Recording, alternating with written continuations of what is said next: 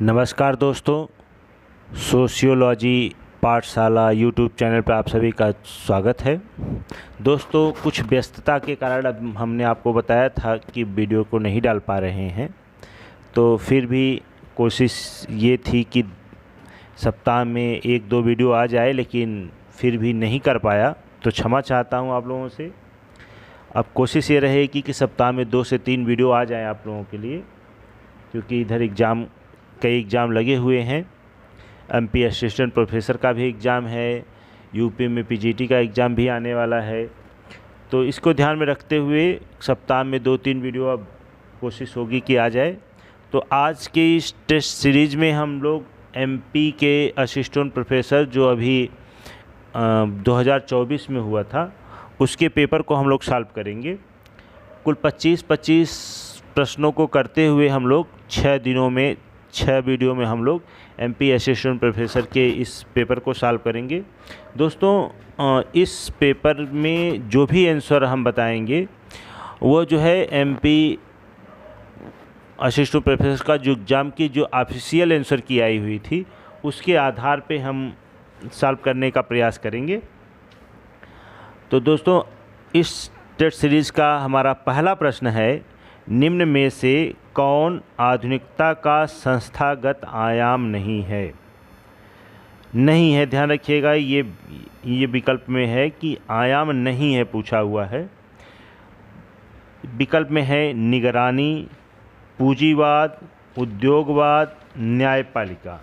दोस्तों, आप लोगों को बता दें कि आधुनिकता का संस्थागत आयाम की चर्चा जो है, गिडिन्स महोदय ने 4 प्रकार के संस्थागत आयाम बताए हुए हैं।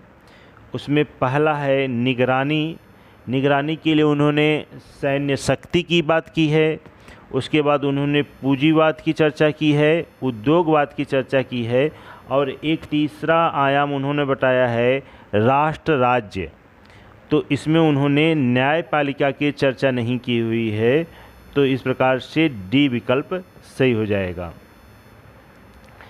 और दोस्तों, इसके साथ ही बता दें कि इसी से मिलता जुलता कई दुर्खिम एंथनी गिडिन्स से कई क्वेश्चन जो है यूपी का जो असिस्टेंट प्रोफेसर का एग्ज़ाम हुआ है अभी 2025 का, उसमें भी कई एग्जाम प्रश्न पूछे गए हैं एंथनी गिडिन्स से।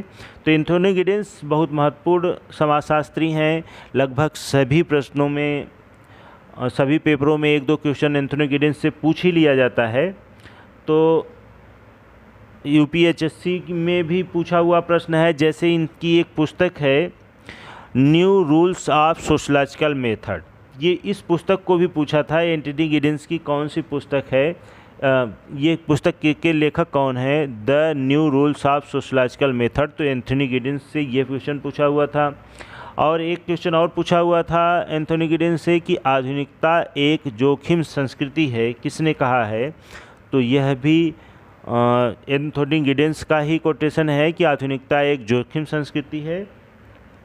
दोस्तों, आप लोगों को बता दें कि इससे पहले हमने कई वीडियो डाले हुए हैं, और उत्तर प्रदेश असिस्टेंट प्रोफेसर का जो एग्ज़ाम हुआ है उसमें से 55-60 क्वेश्चन तो आसानी से, आप लोग अगर पूरा सीरीज़ देखोते तो कोई भी व्यक्ति उसमें से 55-60 क्वेश्चन आराम से कर जाता। और साथ साथ लास्ट में अभी मैंने 7-8 वीडियो जो है सिर्फ सामाजिक शोध और रिसर्च से डाला हुआ है। उससे सामाजिक शोध के लगभग सभी क्वेश्चन उन 10 टेस्ट सीरीज़ों में से सभी क्वेश्चन उसी टेस्ट सीरीज से आए हुए हैं। तो इस प्रकार से देखा जाए तो ये वीडियो जो मैंने बनाया हुआ है आप लोगों के लिए बहुत हेल्पफुल होगा। तो और एंथनी गिडिन्स से बनने वाले प्रश्नों के बारे में बात करें तो इनकी एक पुस्तक है द कॉन्सिक्वेंस ऑफ मॉडर्निटी, तो यह भी पुस्तक पूछी जाती है। इन्होंने भगोड़ा समाज का उल्लेख किया हुआ है, इसे रनवे सोसाइटी के नाम से भी उन्होंने उल्लेख किया हुआ है। और आधुनिकता को उन्होंने बेलगाम घोड़ा कहा है, और आधुनिकता की उन्होंने संज्ञा इन्होंने जगन्नाथ से की है। तो यह भी आप लोग ध्यान रखिएगा, यह भी एंथनी गिडिन्स से क्वेश्चन बनते हैं। अगला प्रश्न है, किसने कहा सामाजिक घटनाएं चीज़ हैं और उन्हें चीज़ों के रूप में माना जाना चाहिए। किसने ये कहा कि सामाजिक घटनाएं चीज़ हैं? चीज़ का मतलब तथ्य, इंग्लिश में देखेंगे सोशल फैक्ट लिखा हुआ है, तो चीज़ों के रूप में जाना चाहिए। तो क्या किसने कहा है? Emile Durkheim, Max Weber, Karl Marx, Ulrich Beck. तो दोस्तों आप लोगों को बता दें, सामाजिक घटनाओं को सामाजिक तथ्य के रूप में इमाइल दुर्खिम ने माना हुआ है। तो इस प्रकार से ए विकल्प क्या हो जाएगा? सही हो जाएगा। दोस्तों दुर्खिम से भी प्रश्न उत्तर प्रदेश असिस्टेंट प्रोफेसर में आया हुआ था। इससे संबंधित प्रश्न आया था कि अपराध सभी स्वस्थ समाज का अभिन्न अंग है, किसने कहा है? तो यह इमाइल दुर्खिम महोदय ने कहा है कि अपराध सभी स्वस्थ समाजों में देखने को मिलता है, यानी कि सभी समाजों में अपराध पाया जाता है। इससे समाज में कानूनों का निर्माण होता है और जिससे समाज की व्यवस्था बनी रहती है, ऐसा इमाइल दुर्खिम महोदय ने कहा है। तो इस प्रकार से ए विकल्प सही हो जाएगा। और बता दें आप लोगों को, इमाइल दुर्खिम से बनने वाले प्रश्नों की बात करें तो इन्होंने कहा था कि समाजशास्त्र जो है सामाजिक तथ्यों का अध्ययन करता है। यहाँ पर देखिए समाजशास्त्र सामाजिक घटनाएं चीज़ हैं, उन्हें चीज़ों के रूप में जाना जाना चाहिए। तो ये इन्होंने इसी के संदर्भ में उन्होंने बताया था कि समाजशास्त्र जो है सामाजिक तथ्यों का अध्ययन करने वाला विज्ञान है। और साथ साथ इन्होंने बताया कि आत्महत्या के सामाजिक कारण, यानी कि समाज जिम्मेदार होता है व्यक्ति की आत्महत्या के पीछे, इन्होंने और पुस्तक लिखा था द ली सुसाइड करके इनकी पुस्तक थी। और इनकी एक पुस्तक है, अभी मैंने चर्चा किया ऊपर एंथनी गिडेंस की new rules of sociological method, तो दुर्खिम की केवल रूल्स ऑफ सोशलॉजिकल मेथड के नाम से जानी जाती है। तो यह भी कई बार परीक्षाओं में पूछा हुआ है, इसको आप लोग ध्यान रखिएगा। उसके साथ ही ऑस्ट्रेलिया की अरुंटा जनजाति का अध्ययन करते हैं और धर्म का सामाजिक सिद्धांत देते हैं। तो यह भी कई बार पूछा है कि अरुंटा जनजाति का अध्ययन किसने किया है? तो इमाइल दुर्खिम महोदय ने किया हुआ है। तो आप लोग इसको भी ध्यान रखिएगा। अगला प्रश्न है, किसने कहा शक्ति व्यवस्था का झुकाव उन समूहों के पक्ष में होता है जो गांव के लोगों की आर्थिक अपेक्षाओं को पूरा करते हैं? शक्ति यानी कि गांव की शक्ति व्यवस्था का झुकाव उस व्यक्ति या उस समूह के पक्ष में होता है जो गांव के लोगों की आर्थिक अपेक्षाओं को पूरा करते हैं। यह कोटेशन किसका है? विकल्प में है Yogendra Singh, M N. Srinivas, T K. Oommen, K M. Kapadia. तो दोस्तों यह कोटेशन जो है योगेंद्र सिंह का है। तो इस प्रकार से ए विकल्प सही हो जाता है। दोस्तों आप लोगों को बता दें, योगेंद्र सिंह भी एक महत्वपूर्ण समाजशास्त्री हैं। लगभग सभी परीक्षाओं में इनसे भी प्रश्न पूछा जाता है। तो इनकी एक पुस्तक का मैच द कॉलम वाले में पूछा हुआ था यूपी असिस्टेंट प्रोफेसर में। The modernization in Indian tradition पुस्तक किसकी है? तो मॉडर्नाइजेशन इन इंडियन ट्रेडिशन पुस्तक जो है 1973 ईस्वी में आई थी, योगेंद्र सिंह की है। और इनकी एक पुस्तक है social stratification and social change in India, यह भी पुस्तक योगेंद्र सिंह की है। तो यह पुस्तकें बार बार परीक्षाओं में पूछी जाती हैं, तो इसको भी आप लोग नोट करके रखिएगा। योगेंद्र सिंह जो है चोनाखेड़ी गांव का अध्ययन करते हैं और इन्होंने बताया कि जो संस्कृतिकरण होता है वह क्या है? अग्रिम सामाजिकरण होता है। तो इसको भी ध्यान रखिएगा, किसने कहा कि संस्कृतिकरण अग्रिम सामाजिकरण होता है? तो यह योगेंद्र सिंह ने कहा है। और जातियां जो हैं वर्ग के ढांचे में कार्य करती हैं, यह कोटेशन भी योगेंद्र सिंह का है। और इन्होंने कहा कि आधुनिकता जो है मूल्यों की गठरी है। तो यह भी प्रश्न कई बार पूछा है, आधुनिकता मूल्यों की गठरी है, किसने कहा है? योगेंद्र सिंह। जातियां वर्ग के ढांचे में काम करती हैं, किसका है? योगेंद्र सिंह का है।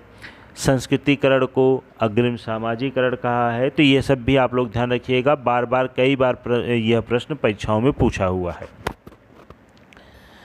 अगला प्रश्न है, किस समाजशास्त्री ने ग्रामीण और शहरी समुदाय के लिए क्रमशः जेमिनसॉफ्ट और जेसेलसॉफ्ट शब्द का प्रयोग किया हुआ है? तो विकल्प में है Max Weber, Ferdinand Tönnies, Georg Simmel, Louis Wirth. तो दोस्तों आप लोग जानते ही होंगे कि यह जर्मन समाजशास्त्री, यह जर्मन शब्द भी है। जेमिनसॉफ्ट, जेसेलसॉफ्ट दोनों जो है जर्मन शब्द हैं और जर्मन समाजशास्त्री जो हैं जॉर्ज सीमेल महोदय हैं, इन्होंने फर्डिनेंड टॉनिज महोदय हैं, इन्होंने ही जो है जेसेलसॉफ्ट और जेमिनसॉफ्ट शब्द का प्रयोग किया है। तो इस प्रकार से बी विकल्प क्या हो जाएगा? सही हो जाएगा। दोस्तों यदि हम फर्डिनेंड टॉनिज, सॉरी दोस्तों यहाँ पे टाइपिंग एरर है, ये टॉनिक लिखा हुआ है जबकि यहाँ होगा फर्डिनेंड टॉनिज। इन्होंने ही जेमिनसॉफ्ट और जेसेलसॉफ्ट शब्द का प्रयोग किया हुआ है और इन्होंने जेसेलसॉफ्ट के लिए समुदाय और जेमिनसॉफ्ट के लिए समाज शब्द का प्रयोग किया है। और इन्होंने ये कई बार परीक्षाओं में पूछा हुआ है, यूपी पीजीटी में तो कम से कम ये 3-4 बार पूछा हुआ है कि परिवार को टॉनिज ने क्या माना है। तो आप लोग इसको ध्यान करके याद कर लीजिएगा, परिवार को इन्होंने समुदाय माना हुआ है, टॉनिज ने परिवार को समुदाय माना हुआ है। तो यह भी कई बार परीक्षाओं में पूछा हुआ है, तो आप लोग इसको भी ध्यान रखिएगा। अगला प्रश्न है, कौन सा सामूहिक सौदेबाजी की विशेषता नहीं है? इसमें जो है सामूहिक सौदेबाजी की विशेषताओं की चर्चा किया हुआ है, इसमें से कौन सा नहीं है? द्विपक्षीय, तो ध्यान रखिएगा सामूहिक सौदेबाजी की जो है विशेषता नहीं है पूछा है, तो इसमें ये द्विपक्षीय विशेषता में पाई जाती है। गणतांत्रिक प्रक्रिया होती है और उसके बाद व्यापार में अनुबंध पाया जाता है। जब अनुबंध होता है तो अनुबंध टूट सकते हैं, इसलिए यह क्या होती है?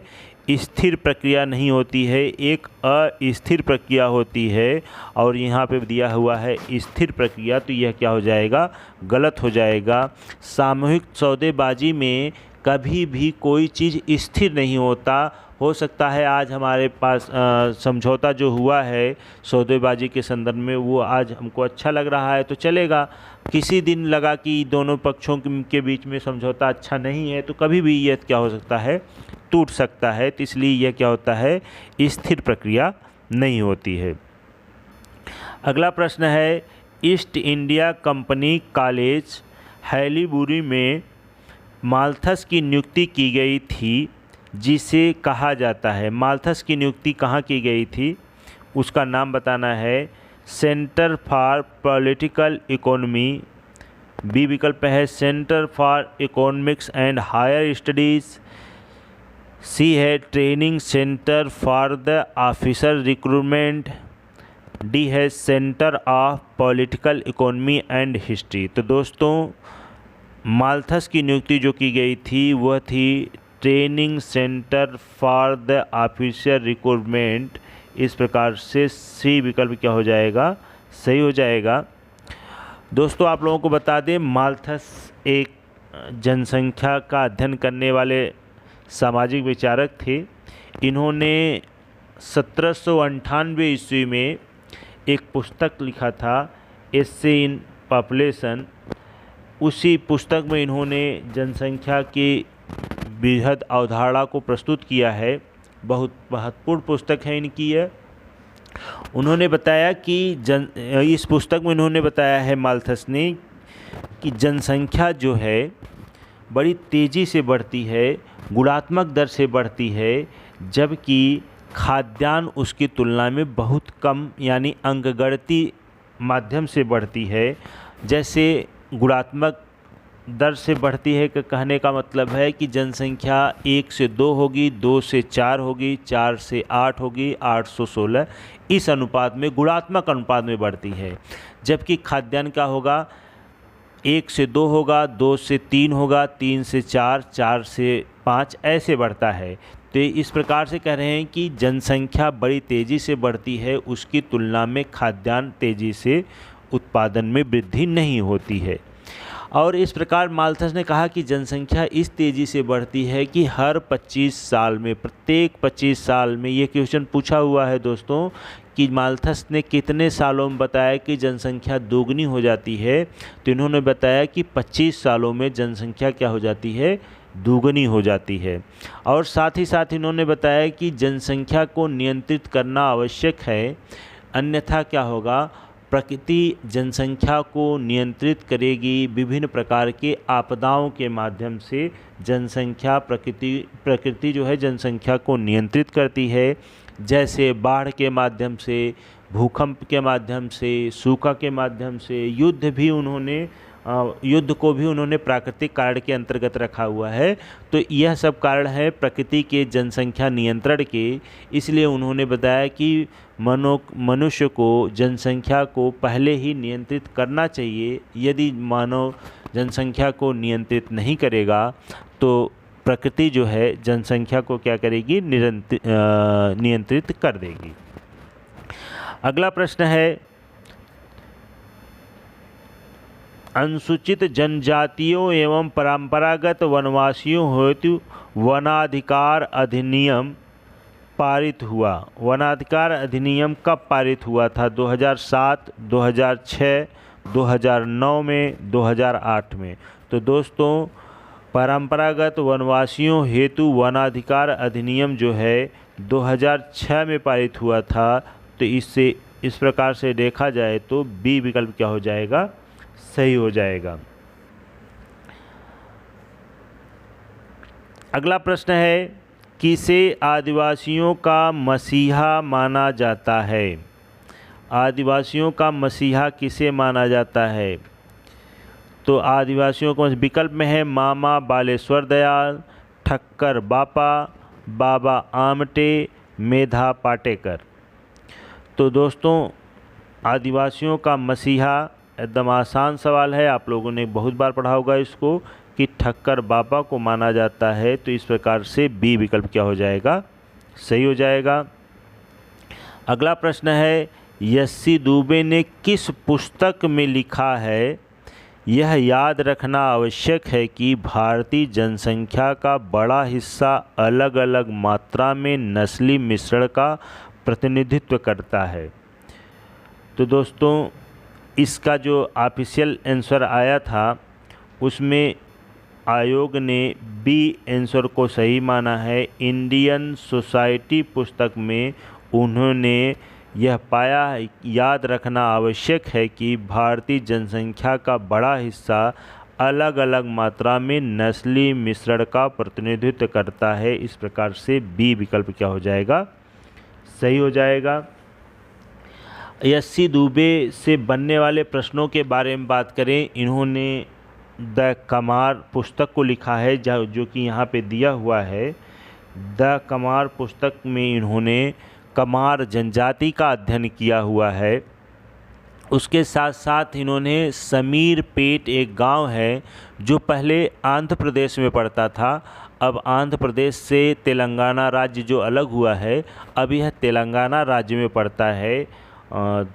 इसको समीर पेट के नाम से जाना जाता है। तो इस गांव का अध्ययन उन्होंने किया था। और बात करें तो इन्होंने यस्सी दुबे महोदय ने रनखाड़ी गांव का अध्ययन किया है। रनखाड़ी गांव जो है सहारनपुर में पड़ता है, उत्तर प्रदेश के सहारनपुर गांव के रनखाड़ी गांव का उन्होंने अध्ययन किया है। उसके बाद देखा जाए तो उन्होंने सोनपुर जो वाराणसी में पड़ता है उसका भी अध्ययन उन्होंने किया हुआ है। और इन्होंने कुल 6 परंपराओं की चर्चा की है। 6 परंपराएं बताएं कि उन्होंने कि भारत में 6 प्रकार की परंपराएं देखने को मिलती हैं और उसे पंच परंपरा के नाम से बुलाया जाता है। तो यह भी क्वेश्चन जो है यस्सी दुबे से बनते हैं। और साथ साथ उन्होंने अनुष्ठानिक शौच की बात की हुई है। तो यह भी क्वेश्चन पूछा जाता है कि किसने अपने अध्ययन में अनुष्ठानिक शौच की बात करते हैं, तो यह यस्सी दुबे महोदय हैं। आप लोग इसको भी याद रखिएगा। अगला प्रश्न है दोस्तों, सामाजिक रूप से स्थापित काम करने के तरीके को कहा जाता है। सामाजिक रूप से स्थापित काम करने, समाज में जो स्थापित नियम कानून होते हैं उन्हें क्या कहा जाता है? संस्था, समिति, सॉरी दोस्तों, मानदंड, मूल्य। तो दोस्तों सामाजिक रूप से स्थापित काम करने के तरीके जो समाज में स्थापित हो चुके हैं उन्हें संस्था के नाम से जाना जाता है। तो इस प्रकार से ए विकल्प क्या हो जाता है? सही हो जाता है। संस्था के बारे में बात करें तो संस्था के उद्विकास की बात जो है समाजशास्त्र के प्रथम प्रोफेसर रहे समनर महोदय ने किया है। समनर महोदय ने ये बताया कि सबसे पहले व्यक्ति के विचार उत्पन्न होते हैं, मस्तिष्क में विचार आते हैं, विचारों से धीरे धीरे उद्विकास होते हुए संस्था का रूप लेता है। जो व्यक्ति के मन में विचार आते हैं, यदि वह व्यक्ति जो है उसको अपनी व्यवहार में लाता है तो उसकी क्या होती है? वो आदत होती है। किसी व्यक्ति विशेष के आदत को यदि समूह के लोग अपनाने लगते हैं तो वह क्या हो जाती है? समूह की आदत, और वही समूह की आदत चल कर के फिर प्रथा बन जाती है। फिर प्रथा धीरे धीरे जब समाज में अच्छाई और बुराई के साथ जुड़ने लगती है तो वह जनरीत बन जाती है। और फिर उसके साथ साथ इन्होंने बताया कि जब समाज में जनरीति का उल्लंघन करने पर दंड दिया जाने लगे तो वह क्या हो जाता है? लोकाचार हो जाता है। और लोकाचार यदि समाज में लिखित रूप में स्थापित हो जाते हैं तो वह क्या हो जाती है? संस्था हो जाती है। तो संस्था जो होती है स्थापित काम करने के तरीके ही होते हैं। तो इस प्रकार से ए विकल्प क्या हो जाएगा? सही हो जाएगा।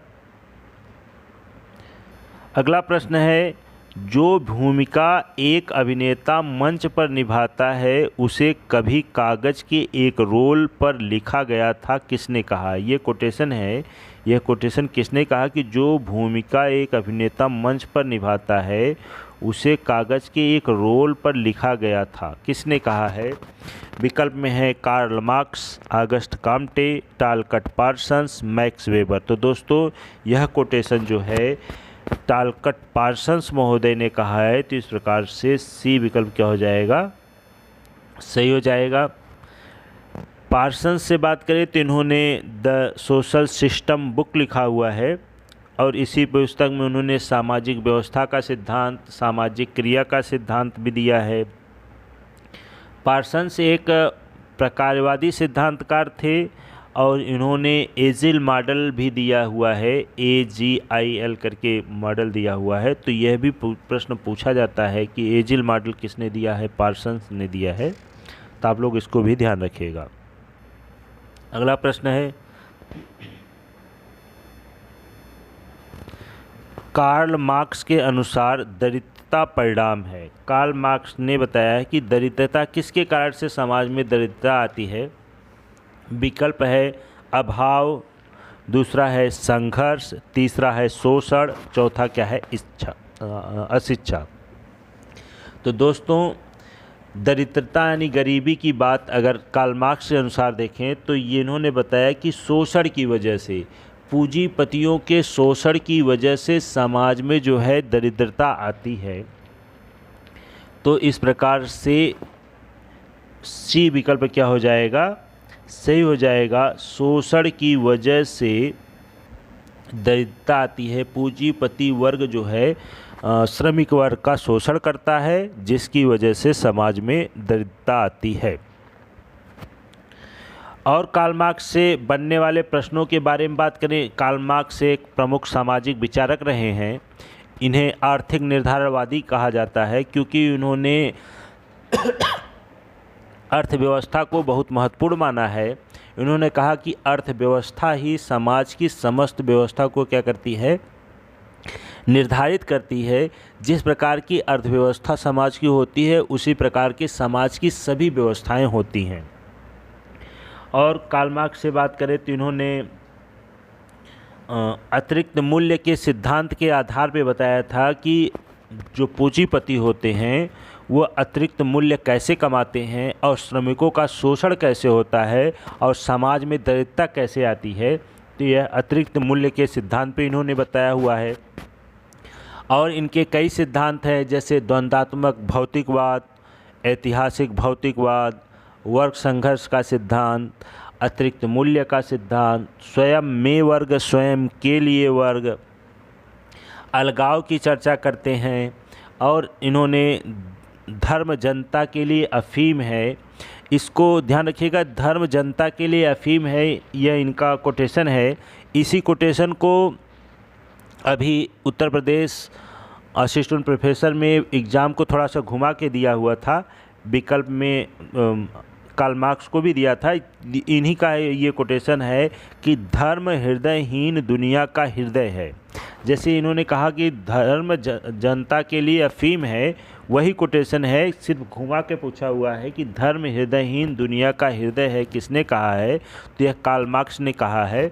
यह अभी जो उत्तर प्रदेश का एग्ज़ाम हुआ है, उत्तर प्रदेश असिस्टेंट प्रोफेसर का, तो उसमें यह क्वेश्चन पूछा हुआ था। आप लोग उसको भी ध्यान रखिएगा। अगला प्रश्न है,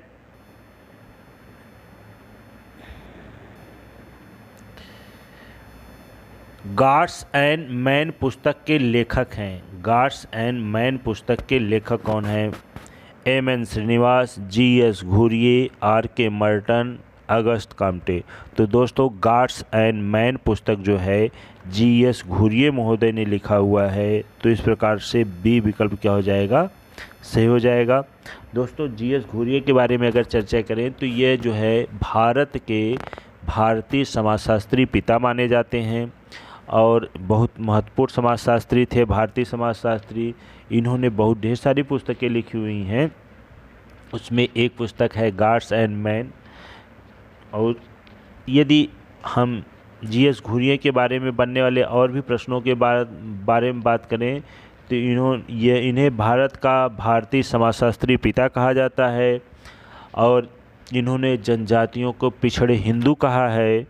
इंडियन सोशलॉजिकल सोसाइटी की इन्होंने स्थापना किया था और साथ साथ इन्होंने इंडियन सोशलॉजिकल बुलेटिन की पत्रिका का प्रकाशन भी किया हुआ है। तो यह भी क्वेश्चन इनसे बनते हैं, तो आप लोग इनको भी ध्यान रखिएगा। अगला प्रश्न है, कारखाना व्यवस्था में कौन सी आवश्यक विशेषता नहीं है? कारखाना व्यवस्था की आवश्यक विशेषता नहीं है पूछा है, ध्यान रखिएगा दोस्तों। मुक्त श्रम, गिल्ड, अचल पूंजी और सॉफ्ट इंडस्ट्री। तो दोस्तों, आप लोगों को बता दें कि कारखाना व्यवस्था की आवश्यक विशेषता ये मुक्त श्रम नहीं है। ये तो प्राचीन समाजों में देखने को मिलता था, जहाँ पे दास प्रथाएं हुआ करती थी, यहाँ पे मुक्त श्रम मिलता था। और गिल्ड जो है यह व्यवस्था जो है आधुनिक औद्योगिक समाज की विशेषता है। तो यह दोनों विशेषताएं जो है कारखाना व्यवस्था से संबंधित नहीं है और आयोग ने दोनों आंसर को सही माना है। यानी इसमें ए विकल्प भी सही है और बी विकल्प भी सही है, यानी कि इन दोनों में से कोई भी आंसर आपने लगाया है तो दोनों का समान अंक दिए जाएंगे। अगला प्रश्न है, निम्न में से किस विद्वान ने जजमानी व्यवस्था को प्रकारात्मक दृष्टिकोण से अच्छी व्यवस्था माना है? तो प्रकारात्मक दृष्टिकोण से जजमानी व्यवस्था अच्छी है किसने माना है? Catherine Gough, Pauline Kolenda, W.H. Wiser, Oscar Lewis. तो दोस्तों, सबसे पहली बार जजमानी व्यवस्था का अध्ययन जो है विलियम वाइजर महोदय ने किया था और विलियम वाइजर ने उत्तर प्रदेश के करीमपुर गांव का अध्ययन किया और इन्होंने हिंदू जजमानी सिस्टम पुस्तक को लिखा है। द हिंदू जजमानी सिस्टम पुस्तक में ही इन्होंने बताया था कि जजमानी व्यवस्था क्या है? प्रकारात्मक व्यवस्था है। जबकि अगर ऑस्कर लेविस की बात करें तो ऑस्कर लेविस ने भी जजमानी व्यवस्था का अध्ययन करके बताया था कि यह जो है कमीनों का शोषण करने वाली व्यवस्था है। जबकि वाइजर ने बताया था कि यह जजमान और करीम के बीच अच्छा संबंध है, इससे समाज में क्या होती है? सुदृढ़ता आती है, समाज के सभी लोगों की आवश्यकताओं की पूर्ति होती है। तो यह प्रकारात्मक बताते हैं, ऑस्कर लेविस इसके अप्रकारात्मक बताते हैं। अगला प्रश्न है दोस्तों, किसने जनसंख्या शिक्षा की अवधारणा प्रस्तुत की है? जनसंख्या शिक्षा की अवधारणा किसने प्रस्तुत की है? H Leibenstein, R Rodan, F W. Notestein, S R. Valent. तो दोस्तों जनसंख्या शिक्षा की अवधारणा जो है एस.आर. वैलेंट महोदय ने की है। तो इस प्रकार से डी विकल्प क्या हो जाएगा? सही हो जाएगा। अगला प्रश्न है, पर्ल प्रेगनेंसी इंडेक्स संबंधित है। एक इंडेक्स है जिसे पर्ल प्रेगनेंसी इंडेक्स के नाम से जाना जाता है। यह किस प्रकार का इंडेक्स है? यह जनन क्षमता से संबंधित है, परिवार नियोजन से, या मर्तता से, या प्रवासन से? तो दोस्तों पर्ल प्रेगनेंसी इंडेक्स जो है परिवार नियोजन से संबंधित इंडेक्स है। तो इस प्रकार से क्या हो जाएगा? बी विकल्प क्या हो जाएगा? सही हो जाएगा। अगला प्रश्न है, निम्नलिखित में से किसने धर्म को पवित्र और अपवित्र में विभाजित किया है? पवित्र और अपवित्र देखते ही ध्यान चला जाता है कि यह दुर्खिम का कोटेशन है। दोस्तों इस चीज़ पे ध्यान रखिएगा। यदि आप लोग ऐसा प्रश्न पूछे पवित्र और अपवित्र, तो सबसे पहले इसके इंग्लिश वर्जन को देखिएगा। यदि पवित्र और अपवित्र के लिए सेक्रेड और प्रोफेन शब्द आया हुआ है तो यह इमाइल दुर्खिम का कोटेशन होता है। अगर पवित्र और अपवित्र के लिए प्योर एवं अनप्योर की बात करता है, प्योर एवं अनप्योर की बात करेगा तो यह रॉबर्ट पार की अवधारणा है। इतना ध्यान रखिएगा। सेक्रेट और प्रोफेन आएगा तो ये दुर्खिम का है। अगर प्योर और अनप्योर की बात आएगी तो यह रॉबर्ट पार की अवधारणा है। तो इसमें जो है विकल्प में भी नहीं है, जबकि इंग्लिश वर्जन में इसमें सेक्रेट और प्रोफेन दिया हुआ था। तो इस प्रकार से सी विकल्प क्या हो जाएगा? सही हो जाएगा। दुर्खिम से बनने वाले प्रश्नों की चर्चा मैंने और भी ऊपर भी किया है कि उन्होंने द सुसाइड पुस्तक लिखा है, आत्महत्या का सिद्धांत, सामाजिक सिद्धांत देते हैं, धर्म का सामाजिक सिद्धांत उन्होंने प्रस्तुत किया है, और उल्टा जनजाति का अध्ययन करते हैं। तो आप लोग वहाँ पे देख लीजिएगा इसको। अगला प्रश्न है, एंथोनी गिडिंस ने किस पुस्तक में संरचनाकरण का सिद्धांत प्रस्तुत किया है? तो अभी मैंने ऊपर बताया इनकी एक पुस्तक है द कॉन्स्टिट्यूशन ऑफ सोसाइटी। तो इसी पुस्तक में इन्होंने संरचनाकरण का सिद्धांत दिया हुआ है। तो बी विकल्प क्या हो जाएगा? सही हो जाएगा।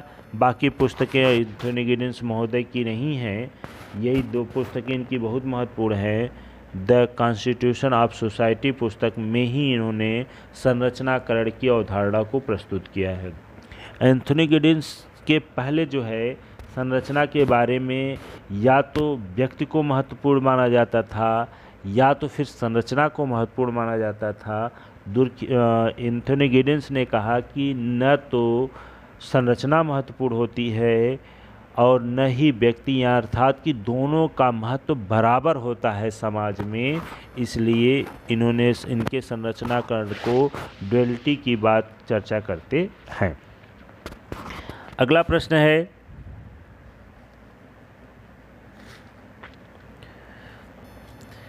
सामाजिकरण के संदर्भ में नीचे दिए गए दो प्राथमिक प्रस्ताव को हमारे समक्ष किसने प्रस्तुत किया है? जो प्रस्ताव है इसको किसने दिया है? मन सामाजिक है और समाज मानसिक है। इसको किसने दिया है? जी.एच. मीज, Sigmund Freud, HM. Johnson, CH. कूले। तो दोस्तों मन सामाजिक है, समाज मानसिक है, यह अवधारणा जो है सी.एच. कूले महोदय ने दिया हुआ है। सी.एच. कूले ने जो है लुकिंग ग्लास सेल्फ थ्योरी की अवधारणा देते हैं। इसे हिंदी में आत्मदर्पण का सिद्धांत कहते हैं। इसी सिद्धांत में उन्होंने बताया कि मन सामाजिक है और समाज मानसिक होता है। कहने का मतलब यह है कि व्यक्ति जो है अपने समाज रूपी दर्पण में अपने व्यवहार का आकलन करता है और फिर उसका क्या करता है? व्यवहार में लाता है। जिस प्रकार का व्यवहार करता है कि समाज में हमको किस रूप में देखा जाता है, उसी रूप में वह व्यवहार करना शुरू करता है। तो इस प्रकार से डी विकल्प सही हो जाता है। साथ ही CH कूले से बात करें तो कई प्रश्न बनते हैं, जैसे प्राथमिक समूह की अवधारणा की चर्चा सबसे पहली बात जो है CH कूले महोदय ने किया हुआ है। इनकी पुस्तक कई बार परीक्षाओं में पूछा हुआ है। सोशल ऑर्गेनाइजेशन पुस्तक किसकी है, तो 1909 में आई थी इनकी पुस्तक, यह CH कूले महोदय की है। Human nature and social order पुस्तक 1902 में आई थी, यह भी जो है CH कूले की पुस्तक है। तो आप लोग इसको भी ध्यान रखिएगा दोस्तों। अगला प्रश्न है, निम्न में से कौन सा सामाजिकरण का सोपान नहीं है। सामाजिकरण कहने का तात्पर्य है दोस्तों, समाज के व्यवहार को सीखने की प्रक्रिया जो है सामाजिकरण के नाम से जानी जाती है। तो व्यक्ति आजीवन समाज से कुछ न कुछ सीखता रहता है। जैसे बच्चा जन्म लेता है तो वह मौखिक अवस्था में होता है, यानी वह शरीर के रूप में बहुत कुछ नहीं व्यक्त कर पाता, तो वह रो करके या किसी भी मौखिक अवस्था बोली जाती है। तो प्रारंभिक अवस्था जो होती है सामाजिकरण की, वो क्या होती है, मौखिक अवस्था होती है। फिर शौच की अवस्था आती है, किशोरावस्था आती है, युवा अवस्था आती है और वृद्धावस्था।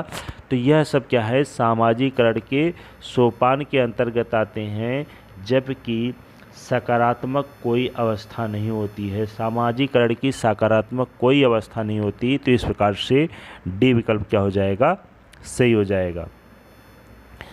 अगला प्रश्न है, निम्न में से कौन सा संधारणी अथवा संपोषक विकास में प्रयुक्त प्रायः मुखर्जी के यश 3 आयाम के रूप में जाना जाता है। 3 यश के नाम से, जो मुखर्जी ने 3 यश आयाम दिया था उसके नाम से जाना जाता है। तो दोस्तों आप लोगों को बता दें, 3S के नाम से सर्वाइवल, सिक्योरिटी एवं स्टेटस। सर्वाइवल को अस्तित्व और सिक्योरिटी को सुरक्षा और स्टेटस को उन्होंने गरिमा के नाम से बुलाया है। इन्होंने शैली का उल्लेख नहीं किया हुआ है। तो इस प्रकार से सी विकल्प क्या हो जाएगा, सही हो जाएगा, क्योंकि मुखर्जी ने 3S में सर्वाइवल, सिक्योरिटी और स्टेटस की चर्चा की है। आप लोग इसको नोट कर लीजिएगा। तो इस प्रकार से सी विकल्प क्या हो जाएगा, सही हो जाएगा। अगला प्रश्न है, संयुक्त राष्ट्र का रियो में 1992 में पर्यावरण एवं विकास पर एक वैश्विक सम्मेलन हुआ। इस घोषणा पत्र को क्या कहा जाता है। 1992 में जो रियो, तो ध्यान रखिएगा दोस्तों, ब्राज़ील की राजधानी रियो डी जनेरियो है। वहाँ पे 1992 में एक सम्मेलन हुआ था जिसको पृथ्वी सम्मेलन के नाम से जाना जाता है, और इसे जो है एजेंडा 21 के नाम से जाना जाता है। ध्यान रखिएगा, यहाँ पे दिया हुआ है पृथ्वी 3 सम्मेलन, जबकि यह पृथ्वी सम्मेलन के नाम से जाना जाता है। तो यह विकल्प क्या हो जाएगा, गलत हो जाएगा। यह एजेंडा 21 के नाम से जाना जाता है। और ध्यान रखिएगा दोस्तों, यह रियो डी जनेरियो में यह पहली बार आयोजित हुआ था यह सम्मेलन, और इसी सम्मेलन में सबसे पहली बार संपोषणी विकास की अवधारणा को अपनाया गया था। संयुक्त राष्ट्र संघ द्वारा सबसे पहली बार संपोषणी विकास की अवधारणा को कब अपनाया गया था, तो रियो डी जनेरियो के सम्मेलन में जो 1992 में हुआ था, उसी में इसे अपनाया गया था, और एजेंडा 21 के नाम से इसे जाना जाता है। अगला प्रश्न है दोस्तों, एक चीज़ ध्यान रखिएगा दोस्तों, यह जो है इस समय जो है संपोषणी विकास के अंतर्गत हमारे 17 आयाम है। तो आप लोग इसको भी ध्यान रखिएगा। कभी कभी यह भी प्रश्न पूछ दिया जाता है, संपोषणी विकास के संयुक्त राष्ट्र संघ के कितने आयामों के बारे में चर्चा की हुई है? तो 17 आयाम की चर्चा करते हैं।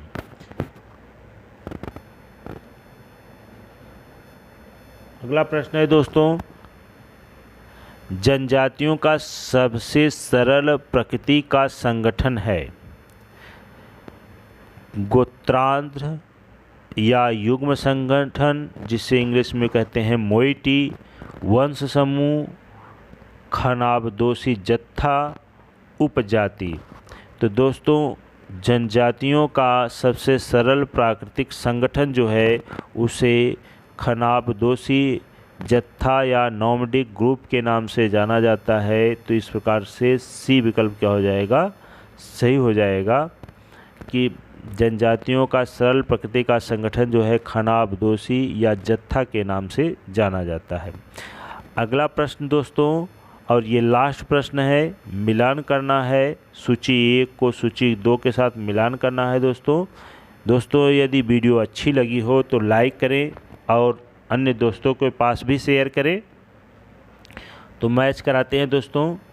पहला है E.B. टाइलर के सामने प्रिंसिपल ऑफ सोशियोलॉजी, मॉर्गन का ancient law, Herbert Spencer Asian society, Henry main primitive culture. तो दोस्तों आप लोग सभी जानते होंगे, बहुत इजी प्रश्न पूछा हुआ है ये, कि E.B. टाइलर की जो पुस्तक है वो जो है प्रिमिटिव कल्चर है।